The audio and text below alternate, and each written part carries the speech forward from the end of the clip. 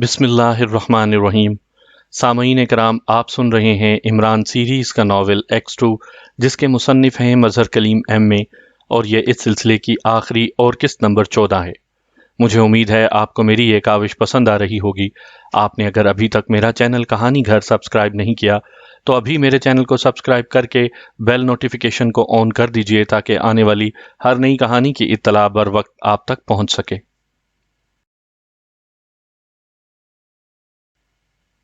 Captain Shakeel, Safdar, Julia, Tanveer, Chauhan اور نعمانی سب اس وقت ارباب colony کی ایک کوٹھی کے حال میں موجود تھے۔ وہ باقاعدہ طور پر ڈی آئی اے کے رکن بن چکے تھے اور ڈی آئی اے کے سربراہ نے ان کے گروپ کا فرسٹ چیف اسی نوجوان مارٹن کو بنایا تھا، اور ان کی رہائش کا انتظام ارباب کالونی کی ایک کوٹھی میں ڈی آئی اے کی طرف سے کر دیا گیا تھا۔ آج اس کوٹھی میں ان کا پہلا دن تھا۔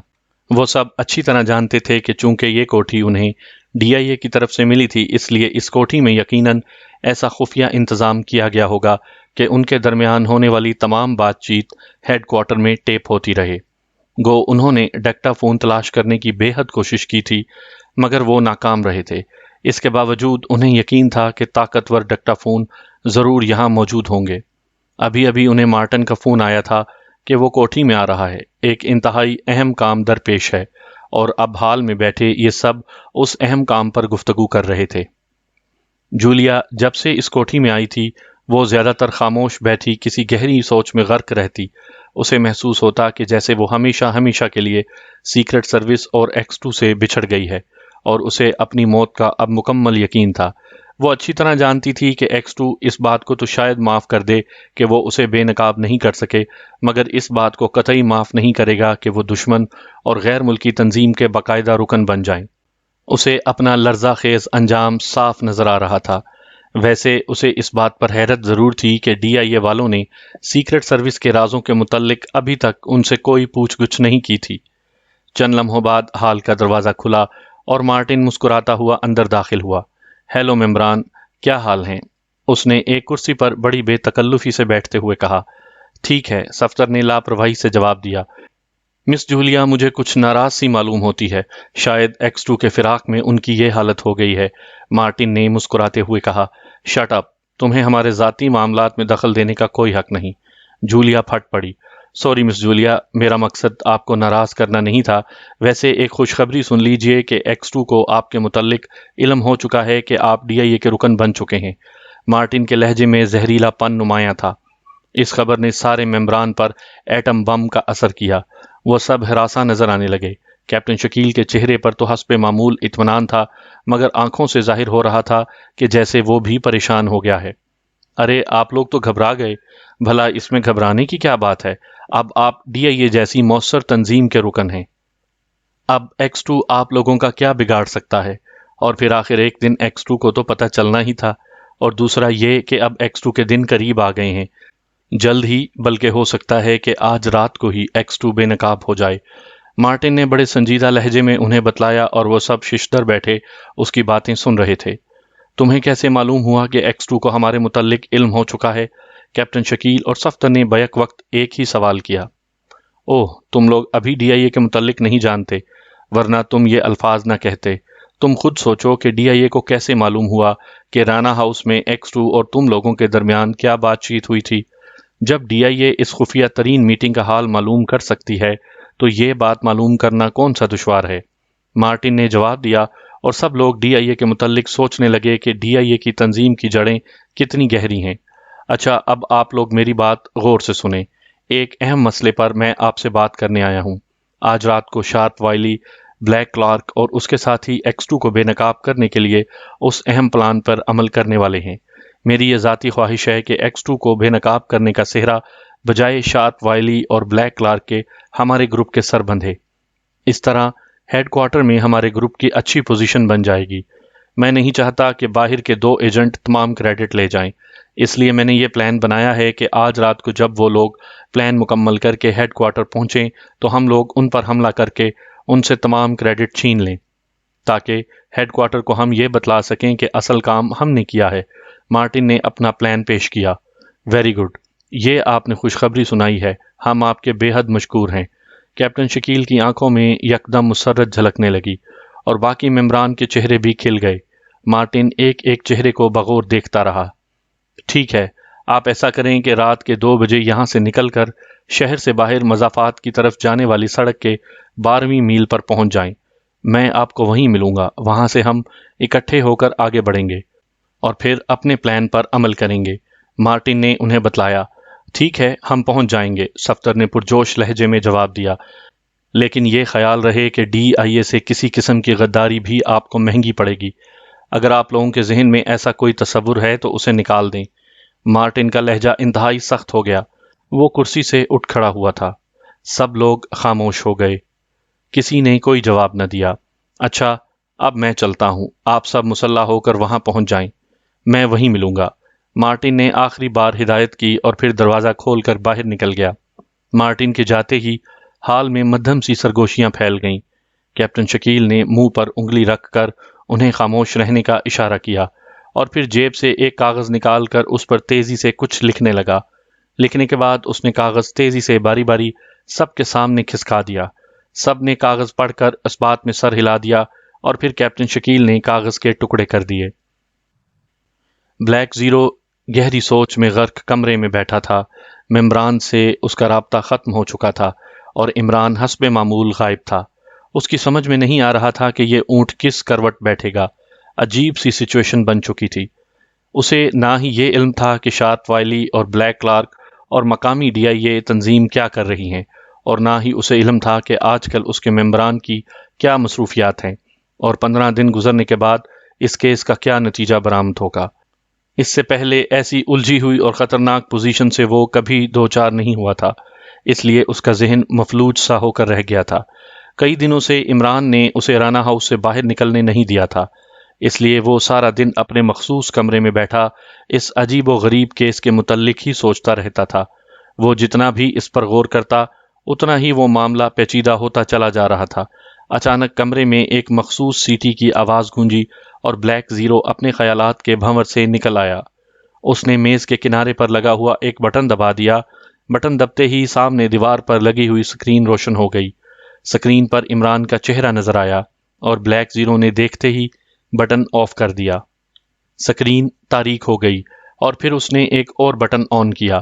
بٹن کے آن ہوتے ہی کمرے کا دروازہ کھل گیا اور عمران اندر داخل ہوا۔ ہیلو بلیک زیرو، کیا حال ہے؟ کیسے گزر رہی ہے؟ عمران نے ایک کرسی پر ڈھیر ہوتے ہوئے پوچھا۔ بس جناب، گزر رہی ہے۔ بلیک زیرو کے لہجے میں مایوسی کی جھلکیاں تھیں۔ اچھا، اب تیار ہو جاؤ، فیصلہ کن وقت آ گیا ہے، عمران نے اطمینان سے اسے کہا۔ اوہ ویری گڈ، بلیک زیرو چونک کر سیدھا ہو گیا اور پھر عمران نے ٹائیگر کی دی ہوئی اطلاع کے مطابق تمام پلان بلیک زیرو کو تفصیل سے بتلا دیا۔ اوہ، یہ تو واقعی خطرناک پلان ہے، اس طرح تو وہ یقیناً X2 کی اصلی شخصیت سے واقف ہو جائیں گے۔ بلیک زیرو کے ذہن میں دھماکے ہونے لگے تھے۔ ہاں، شارپ وائلی اور بلیک کلارک انتہائی ذہین اور خطرناک ایجنٹ ہیں۔ ان لوگوں نے وہ کچھ سوچ لیا جو عام آدمی نہیں سوچ سکتا، اور اس کیس کے ختم ہونے کے بعد میں اس کا بھی انتظام کروں گا، عمران نے بڑی سنجیدگی سے جواب دیا۔ تو اب کیا پروگرام ہے؟ بلیک زیرو نے پوچھا۔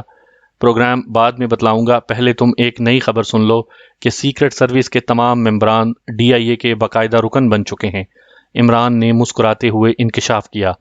کیا کہہ رہے ہیں آپ؟ بلیک زیرو بوکھلا گیا۔ میں صحیح کہہ رہا ہوں، عمران نے اسی طرح اطمینان سے جواب دیتے ہوئے کہا۔ یہ کیسے ہو گیا؟ میرا ذہن اس بات کو تسلیم نہیں کرتا۔ بلیک زیرو کے ذہن میں ابھی تک اس خبر سے دھماکے ہو رہے تھے۔ یہ صحیح ہے، اچھا چھوڑو، وہ خود ہی اپنے انجام کو پہنچ جائیں گے، تم اب پروگرام سن لو، عمران نے یوں اطمینان سے کہا جیسے سیکرٹ سروس کے ممبران کا دشمن تنظیم کا رکن ہو جانا اس کے لیے کوئی اہم بات نہ ہو۔ پھر عمران نے بلیک زیرو کو اپنا آئندہ پروگرام تفصیل سے سمجھا دیا۔ ٹھیک ہے، میں پہنچ جاؤں گا، بلیک زیرو نے سر ہلاتے ہوئے جواب دیا۔ اچھا، اب میں چلتا ہوں، تم تمام انتظامات کر کے وقت پر پہنچ جانا، آج فیصلہ ہو ہی جائے تو بہتر ہے، عمران نے کھڑے ہو کر کہا اور پھر دروازہ کھول کر وہ کمرے سے باہر چلا گیا۔ پرانے قلعے کی عمارت حسب دستور مکمل تاریک تھی اور اس کے ساتھ ہی وہ مضافاتی سڑک بھی۔ اچانک دور سے 3 کاروں کے ہیولے اس سڑک پر دوڑتے ہوئے نظر آئے۔ ان کی ہیڈ لائٹس بجھی ہوئی تھیں اور کاریں مکمل تاریکی کا ایک حصہ ہی بنی ہوئی تھیں، لیکن اتنے گہرے اندھیرے کے باوجود وہ کافی تیز رفتاری سے دوڑتی ہوئی آ رہی تھیں۔ پھر سڑک سے اتر کر وہ قلعے کی طرف جانے والی کچی سڑک پر آ گئیں اور تھوڑی دیر بعد وہ تینوں کاریں قلعے کے سامنے رک گئیں۔ تینوں کاروں کی ہیڈ لائٹس 3 بار جلیں اور پھر بجھ گئیں، اور اس کے ساتھ ہی قلعے کا پھاٹک کھل گیا۔ کاریں اندر چلی گئیں۔ قلعے کے اندر ایک سائیڈ میں خفیہ گیراج بنے ہوئے تھے۔ کاریں جیسے ہی ان کے قریب پہنچیں ان کے دروازے کھلے اور کاریں رینگتی ہوئی اندر چلی گئیں۔ کاروں سے شارپ وائلی، بلیک کلارک اور باقی ساتھی نیچے اترے۔ شارپ وائلی کے ہاتھ میں 2 فائلیں دبی ہوئی تھیں۔ وہ انہیں یوں سینے سے لگائے ہوئے تھا جیسے وہ ہفت اقلیم کی دولت سے بھی زیادہ گراں بہاں ہوں، اور واقعی ایسا تھا بھی۔ کاروں سے اتر کر وہ خفیہ سرنگ کے ذریعے اندر ہی عمارت کے تہہ خانوں میں پہنچ گئے، اور وہ سب ایک بار پھر اسی حال میں موجود تھے جہاں اس سے پہلے وہ اپنے پلان پر غور کر رہے تھے۔ شارپ وائلی اور بلیک کلارک ہال میں موجود کرسیوں پر بیٹھ گئے اور باقی ساتھی ہال سے باہر نکل گئے۔ پھر 3 اور نقاب پوش اندر داخل ہوئے اور انہوں نے شارپ وائلی اور بلیک کلارک کو ان کے مشن کی کامیابی پر مبارکباد دی۔ اس سے پہلے کہ وہ کوئی اور بات کرتے، اچانک کمرے میں تیز سیٹی کی آواز گونجنے لگی۔ وہ سب چونک کر کھڑے ہو گئے۔ کوئی غلط آدمی عمارت میں داخل ہوا ہے، ایک نقاب پوش نے کہا۔ یہ A3 تھا۔ چند لمحوں کی خاموشی کے بعد اچانک تیز سائرن ہر کمرے میں گونجنے لگے۔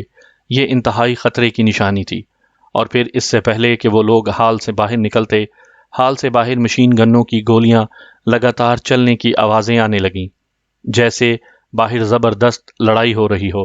تینوں نقاب پوش ہال کے دروازے کی طرف دوڑے، اور پھر انہوں نے جیسے ہی دروازے کھولے، اچانک گولیوں کی بوچھاڑ ان کے سینوں پر پڑی اور وہ تینوں کراتے ہوئے ڈھیر ہو گئے۔ باہر ابھی تک گولیاں چل رہی تھیں۔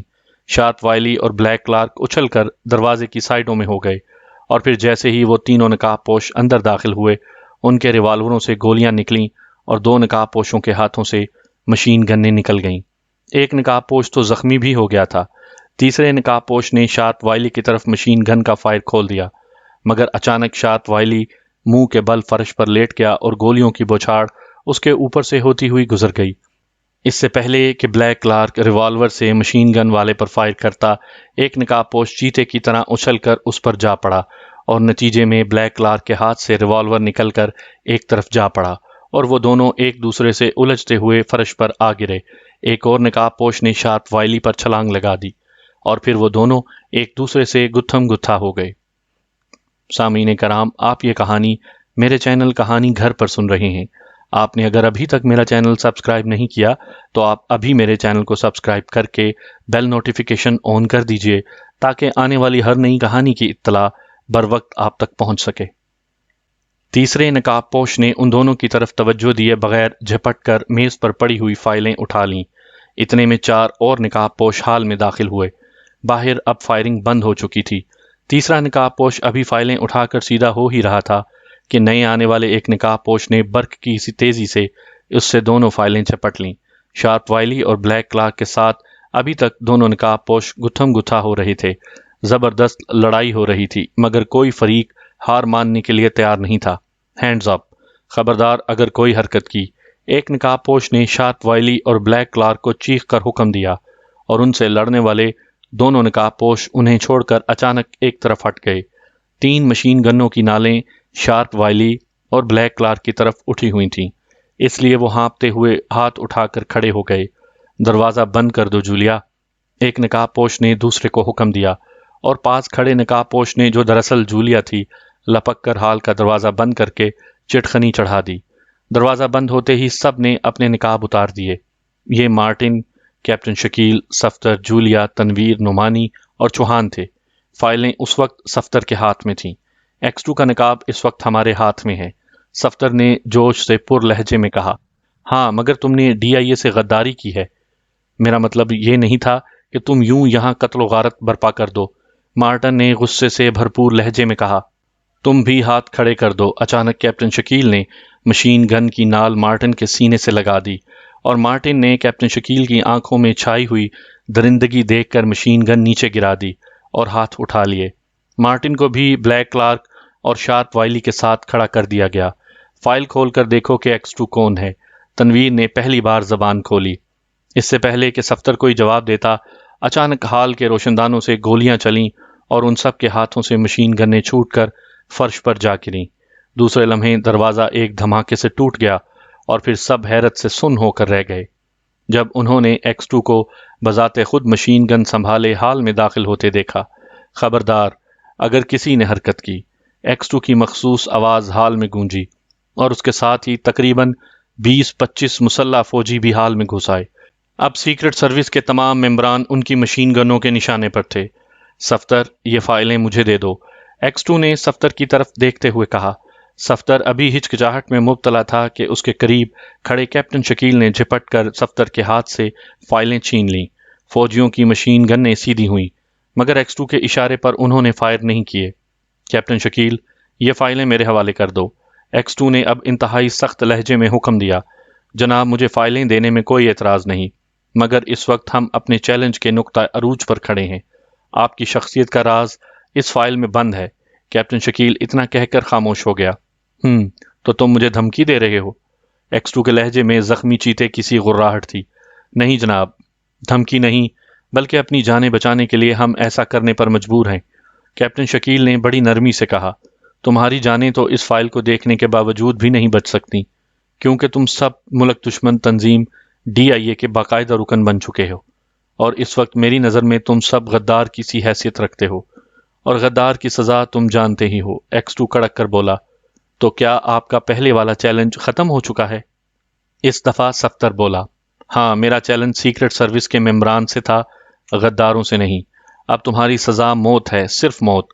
X2 کے لہجے میں نہ جانے کیا بات تھی کہ سب ممبران کے چہروں پر مردنی چھا گئی۔ مگر یہ غلط ہے کہ ہم دل سے اس تنظیم کے رکن بنے ہیں۔ ہم تو اس تنظیم کو جڑوں سے اکھیڑنے کے لیے اس میں شامل ہوئے تھے، اور ہمارا مقصد دراصل یہی تھا کہ ایک تو ہم آپ کو بے نقاب کریں اور دوسرا اس تنظیم کو جڑ سے اکھیڑ دیں۔ کیپٹن شکیل نے کہا۔ یہ صحیح کہہ رہے ہیں جناب X2 صاحب۔ اچانک مارٹن بول پڑا اور سب چونک کر اس کی طرف دیکھنے لگے۔ تم کون ہو؟ X2 نے کڑک کر پوچھا۔ ان کا چیف اور آپ کا خادم، مارٹن نے بڑے عجیب لہجے میں جواب دیا، اور دوسرے لمحے اس کا ہاتھ اٹھا اور پھر اس کے چہرے پر سے ایک باریک سی جھلی اترتی چلی گئی۔ اب وہاں مارٹن کے بجائے عمران کھڑا تھا۔ عمران؟ سب لوگ حیرت سے چیخ پڑے۔ X2 حیرت بھری نظروں سے عمران کو دیکھ رہا تھا۔ علی جا، آپ کا خادم حاضر ہے۔ یہ دراصل DIA کے رکن نہیں بلکہ بندے کی ذاتی تنظیم کے رکن تھے۔ عمران نے جھک کر مؤدبانہ لہجے میں جواب دیا، اور پہلی بار سیکرٹ سروس کے ممبران کے چہرے مسرت سے کھل اٹھے۔ وہ ایک بار پھر عمران کی ذہانت پر ایمان لانے پر مجبور ہو گئے۔ تو یہ سارا فراڈ تمہارا چلایا ہوا ہے۔ X2 کا لہجہ اس بار نرم تھا۔ کیا کرتا جناب، آپ نے ان بیچاروں کو چیلنج ہی ایسا دے دیا تھا کہ 15 دن تو ایک طرف رہے، یہ ساری عمر بھی اس شرط میں کامیاب نہیں ہو سکتے تھے۔ آخر میرے ساتھی تھے، میں نے ہی انہیں بچانے کا بندوبست کرنا تھا۔ عمران نے مسکراتے ہوئے جواب دیا۔ جناب، آپ کا نقاب اس وقت ان کے ہاتھوں میں ہے اور یہ 99% کامیاب ہو چکے ہیں۔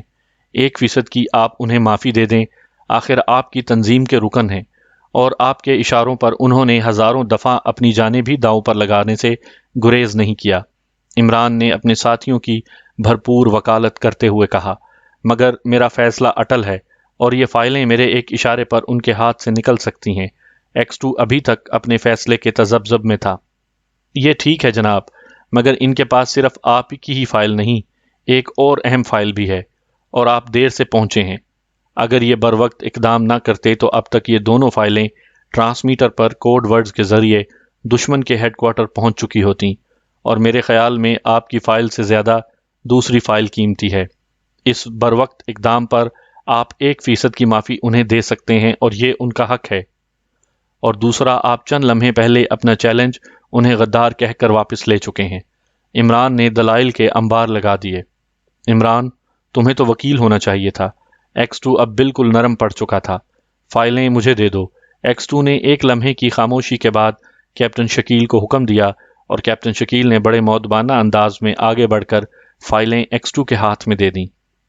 قربان جاؤں اس فرما برداری کے، جناب، آپ کو ایسے فرما بردار رکن دوبارہ نہیں ملیں گے۔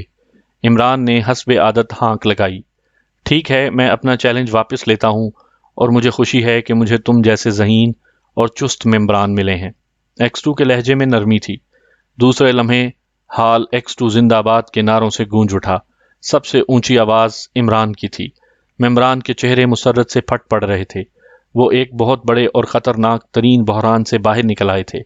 لیکن میرا خیال ہے کہ آئندہ تم لوگ مجھے بے نقاب کرنے کی خواہش اپنے سینے میں ہی دبا دو گے، کیونکہ اس میں ہم سب کا اور ہمارے ملک کا مفاد ہے۔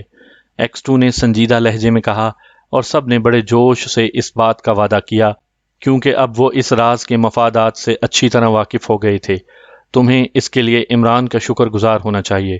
X2 نے عمران کی طرف دیکھتے ہوئے تحسین بھرے لہجے میں کہا، اور سب شکر گزارانہ نظروں سے عمران کی طرف دیکھنے لگے، اور عمران یوں شرما گیا جیسے کوئی لڑکی اپنے ہونے والے شوہر کو دیکھ کر شرما جاتی ہے۔ شارپ وائلی اور بلیک کلارک کو گرفتار کر لیا گیا، اور ہیڈ کوارٹر سے فوجیوں نے DIA کے تمام سب سینٹرز ممبران کے نام اور پتوں کی لسٹیں برآمد کر لیں، اور اس طرح DIA کی طاقتور تنظیم کو اس ملک سے بالکل تباہ کر دیا گیا۔ سامعین کرام، آپ سن رہے تھے عمران سیریز کا ناول X2، جس کے مصنف ہیں مظہر کلیم M اور یہ اس سلسلے کی آخری اور قسط نمبر 14۔ مجھے امید ہے آپ کو میری یہ کاوش بھی پسند آئی ہوگی۔ آپ نے اگر ابھی تک میرا چینل کہانی گھر سبسکرائب نہیں کیا تو ابھی میرے چینل کو سبسکرائب کر کے بیل آئیکن پر کلک کر دیجئے، تاکہ آنے والی ہر نئی کہانی کی اطلاع بر وقت آپ تک پہنچ سکے۔